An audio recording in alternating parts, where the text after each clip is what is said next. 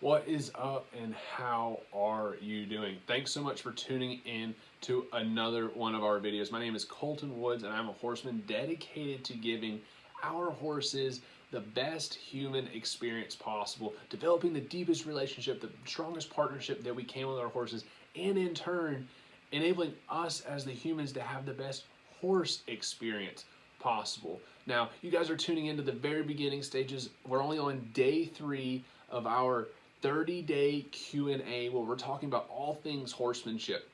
And for anybody that's been in our ecosystem, you guys are following us on Facebook, follow us on Instagram, listen to our podcast, and all those sorts of things, you guys know that we are very deeply rooted in horse development and human development. I believe that we develop our horses and ourselves mentally, physically, emotionally, and spiritually, and we go through these simplified processes. Now, you'll hear me say they're simplified processes that are not necessarily easy, but they're very simple. It's just a matter of, are we going to take the action? Are we going to make the changes in our lives to develop ourselves and develop our horses?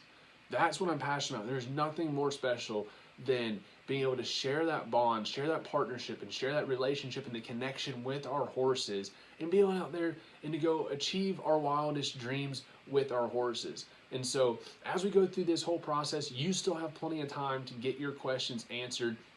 The best place to go to submit your questions is our Colton Woods Horsemanship Facebook community group. It's absolutely free. You can jump in there. We'll let you in. You can ask your questions in there. But also, if you haven't caught the earlier videos, you're afraid you're going to miss a video later on, you can watch them on Facebook. You can catch us on Instagram on our IGTV stories. We'll be posting the full-length videos there, as well as on our YouTube channel and on our podcast. You heard me mention that a second ago. We have a podcast called The Heart of Horsemanship.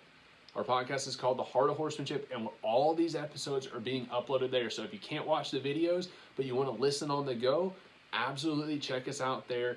And it's on Apple, Android, Spotify, and all of those good things. But guys, we're going to be talking about developing our working partnerships in all things horsemanship, whether it's personal development, horse development. And so go ahead and get those questions submitted. Heck, you can put them in the comments down below right to this video. But without further ado, let's go ahead and jump into today's question, which I am super pumped about. I've got my computer in front of me so I can give you guys plenty of detail. And so our question comes from one of our Instagram followers, Lydia. She's followed us for a long time. I've met Lydia when we've been traveling on the road. Super, super sweet. And I'm really thankful that she submitted this question. And that she's got a 2-part question. I'm going to let her sneak these in because the first one's going to be pretty quick and easy. And then the second one, I'm stoked about. It is a very in-depth question, and it's something we're going to have a lot of fun with because it's going to bring a lot of value to you. And I'll go ahead and, just so you don't even jump off, we're going to talk about navigating unexpected situations, navigating situations with our horses that we have never experienced before. How the heck can we do that? Well, it's a simple process. Didn't say it was going to be easy, said it was going to be simple. But I'm going to show you exactly how we do that because I've done that. If you guys know anything about our story, I didn't grow up around horses. I didn't grow up on a ranch or anything like that. I've had to learn really quickly. I've had to be very diligent about expanding my knowledge, surrounding myself with people that are stronger than me, better than me, more experienced than myself, and really pay attention to build my awareness, learn from these horses, and be able to understand underlying principles so that we can keep going. But I'm going to get into all of that. So I'm going to read the question straight through so you guys know exactly what I'm seeing, and we'll go from there. So she initially asked about how to work with a very challenging horse. And this is the first situation. I have a horse with a fairly strong herding / cow sense. He hasn't worked cattle in a while. It was before he came to my barn. But I have goats, and when he is in the paddock, sometimes they slip under the fence and he's aggressive towards them.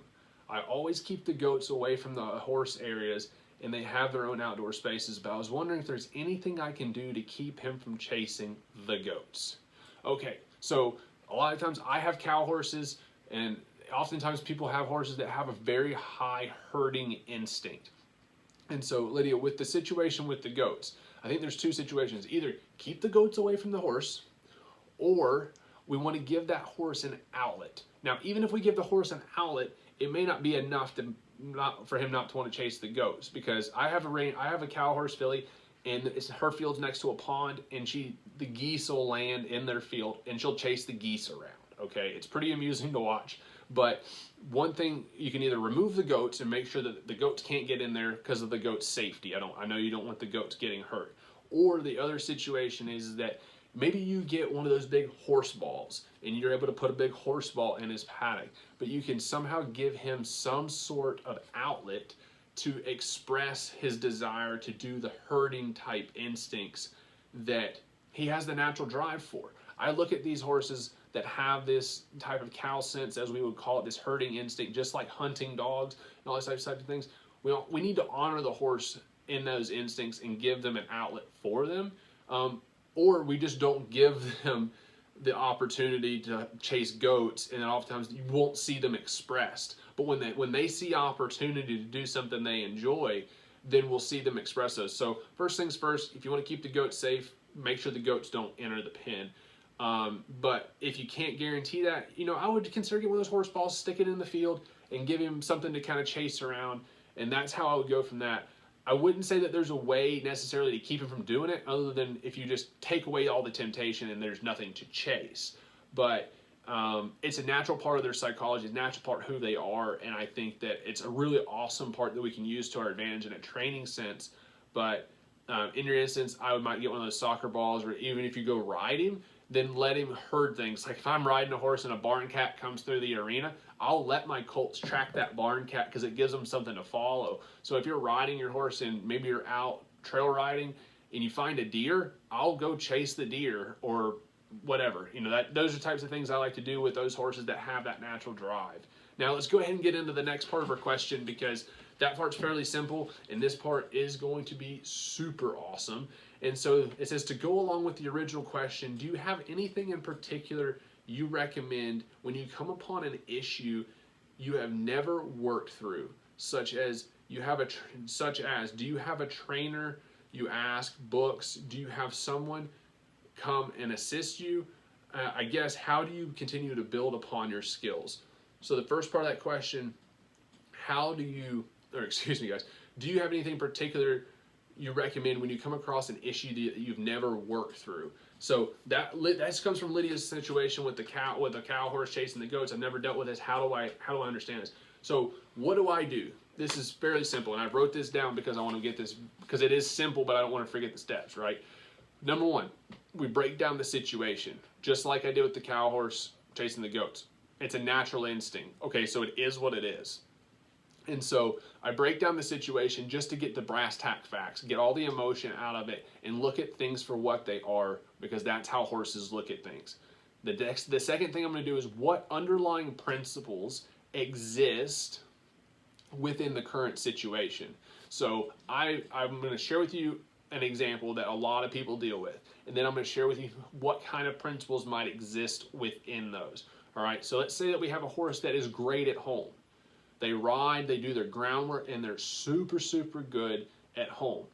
But when we take that horse somewhere else, and you go trail ride, you take them to another arena, you take them to a horse show, all of a sudden, quote unquote, air quotes, all of a sudden, that horse gets nervous, they're anxious, they're not focused, and they're spooky. And this other place, but they were great at home. This totally caught me off guard. I never saw this coming. I took him to this new place, and they were spooking, and they were really anxious. They wouldn't focus on me, and they were and all these things, right? So what does that mean? If I've never dealt with that situation before, or it totally takes me off guard, how can I make that the best experience possible? I have to break that down and see what underlying principles exist within that, which means that you have to understand the principles that make up good horsemanship, and ultimately are the same principles and very similar principles that make up living a very healthy, balanced life, mentally, physically, emotionally, and spiritually ourselves, okay? And so for that example of a horse that goes somewhere else and gets spooky and all those sorts of things, I would look at my fifth principle, which would be comfortable being uncomfortable, okay? So I dive into our ebook, which you guys have heard me mention, and it's going to be linked here in the next day or so. And that fifth principle shared in the ebook is comfortable being uncomfortable. Is our horse comfortable being uncomfortable?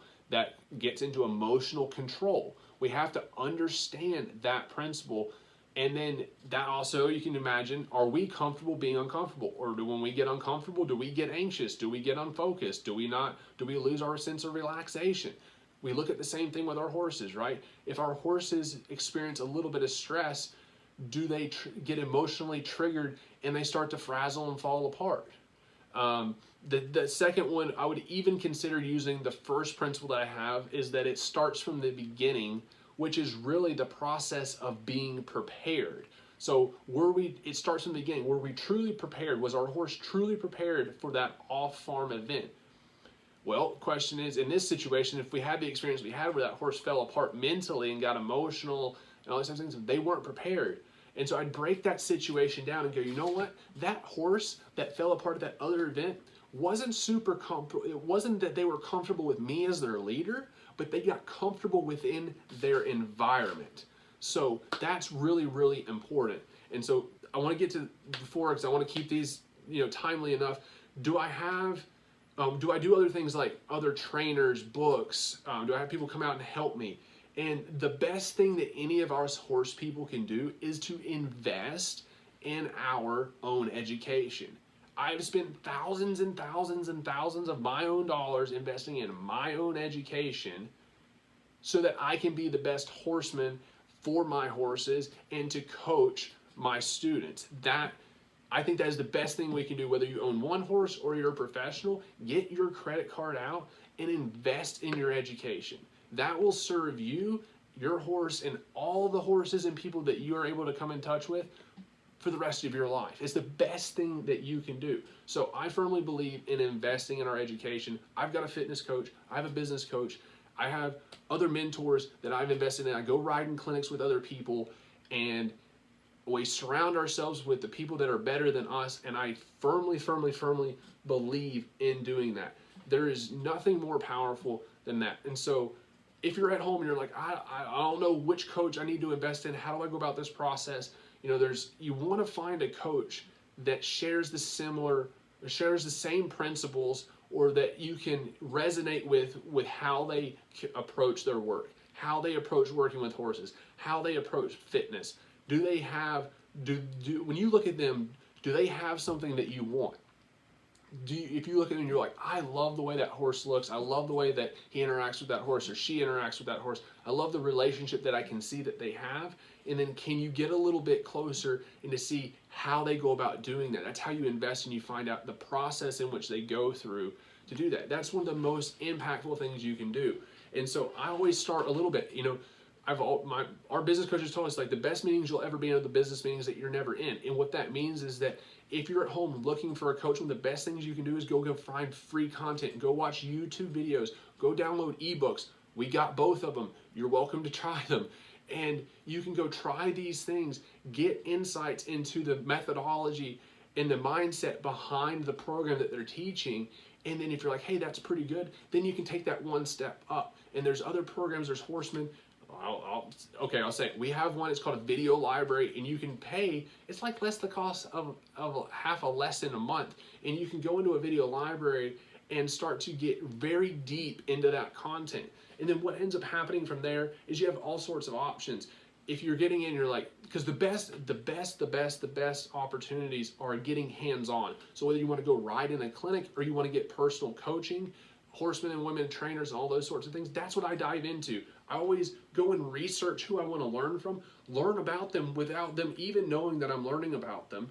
And then I get a little bit deeper. I go buy into their content to learn more about them and how they do things. And this is my process, but I'm also recommending it to you because this is exactly what I've done to get where I'm at. And so I'll go through and dive into their content. And if I'm still hooked and I'm like, I need that one-on-one, because that's where I thrive. I'm a hands-on, visual, touch it, feel it, see it type learner. Then I'm going to a clinic or I'm hiring them as a personal coach. I'm like, let's get working. So Lydia, that's how I go about that process. We're the average of the people that we surround ourselves with. So I'm always trying to step up my game. And in turn, I get to take all that knowledge that I'm personally investing in and try to give it back to you guys as much as possible on free video. I'm here to serve y'all as much as possible. So anyway, I'm gonna let you guys run. That's what we're doing. That's how to answer your question, Leah. Thanks so much for watching. You guys stay tuned. We have that ebook coming your way. Just got like 1 or 2 things we've been trying to finish up for it, but stay tuned. Catch us on day number 4. Thanks for watching, guys. Have a great one.